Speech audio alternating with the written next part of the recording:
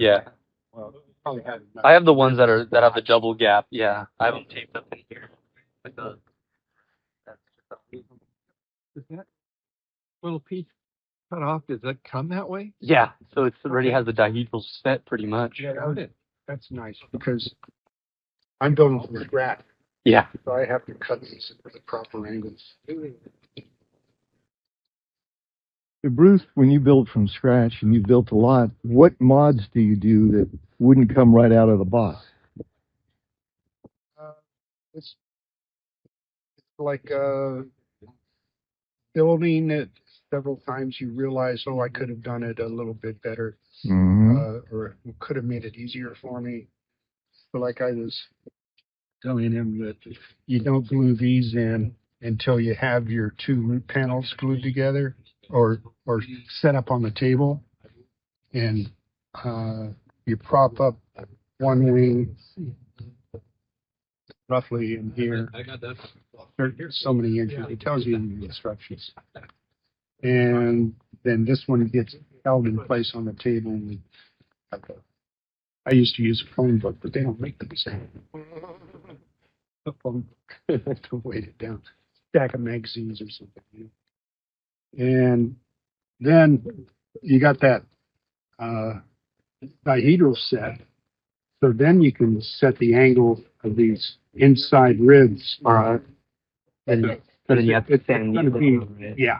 Oh, interesting. You actually bias the rib at a slight angle, huh? Well, yeah, Mm-hmm. of the dihedral. Okay. And you don't want the center line off center, right? You're the master builder. That's what you say. Yeah, I mean it would make a lot more sense if I had the other wing panel built. Yeah, But yeah, then you could actually see. so this has got to go like that, and then there's a bits of spar that's sticking out and have to get sanded down so they butt up flush when especially with the dihedral. Which glue do you guys recommend? I'm using Super Gold Plus. The CA? Okay. Yeah. Days of Ambroid or Type-On are gone. Yeah, and I thicker. haven't used. Yeah. I'm kind of dating myself a little bit.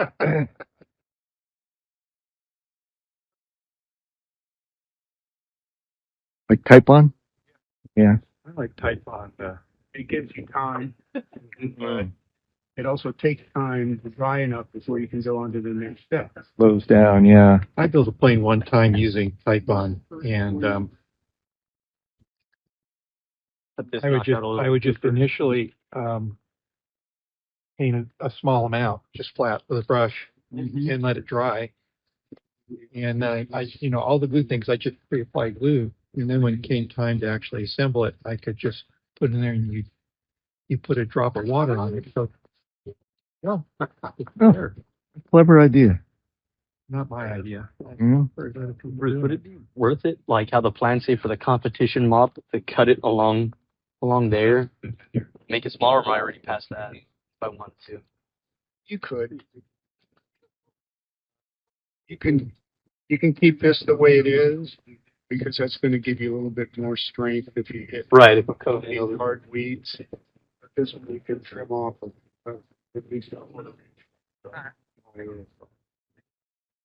And then for these, like the plans say like drill out holes, but I mean, yours are all structured, built up. Yeah, but what I'll do is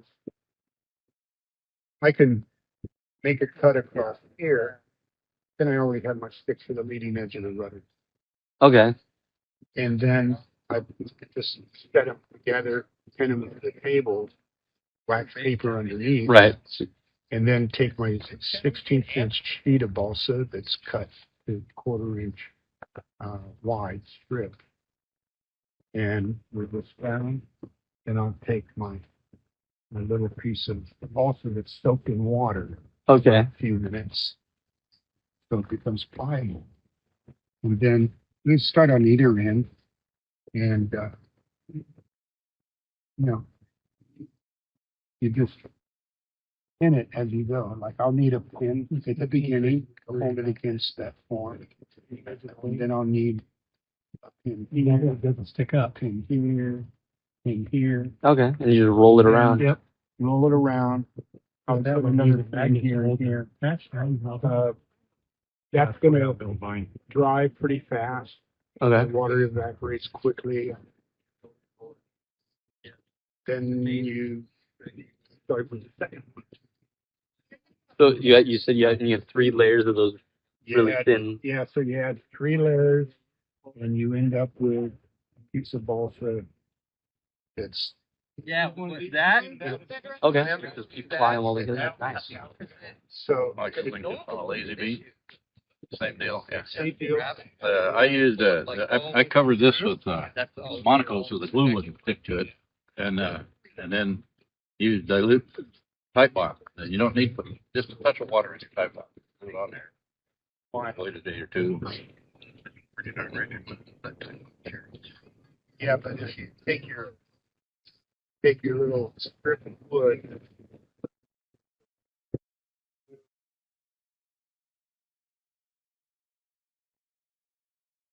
But if you take your strip of wood and you bend it around here when it's wet, then you're not going to get any glue contact between this and this. Oh yeah, that's right.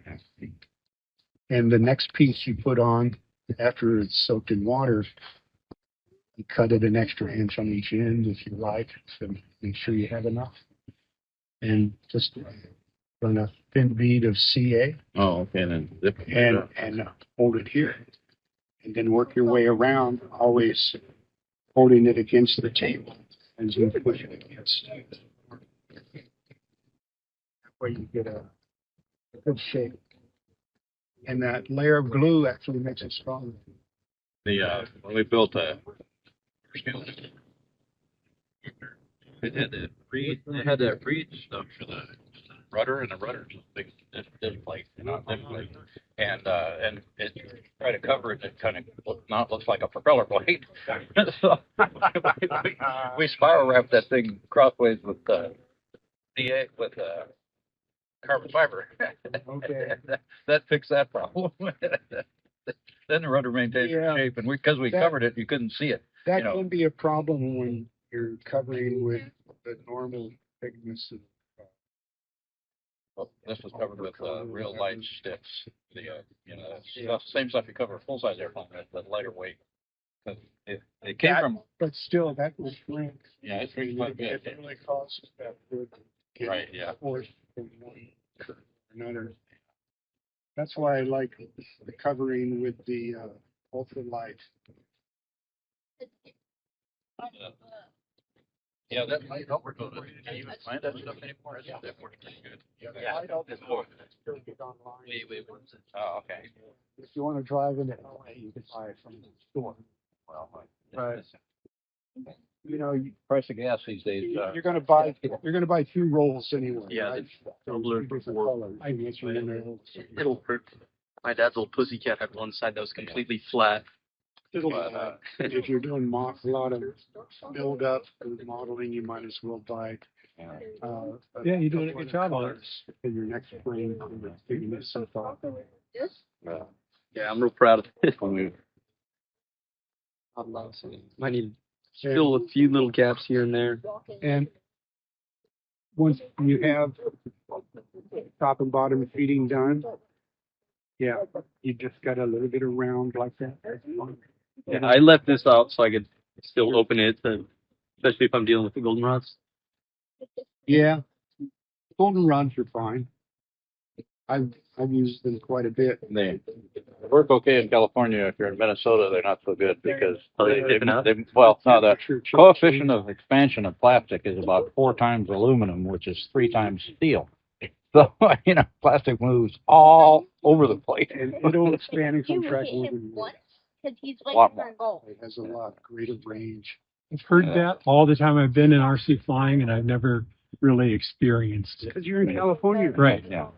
I live here on purpose. Yeah, Well, if you go back a ways, The problem, they had that with nyrods. You remember nyrods? Nylon's the same. And then they came out with the golden rod, supposedly to eliminate the expansion contraction. That was the whole salient point of goldenrod. Still does well, and it had the ribs on the inside, so it had less friction. Right. But Yeah, it still moves with drill out temperature. retro. My favorite Then was all you always put the arrow on and, shaft. little keys so it stays. I used arrow shafts a lot, and I used a quarter square balsa Oh, really? on smaller airplanes, and you put a piece of wire on each end. Oh, yeah. Yeah, you can do that. Yeah, and that worked fine. Yeah.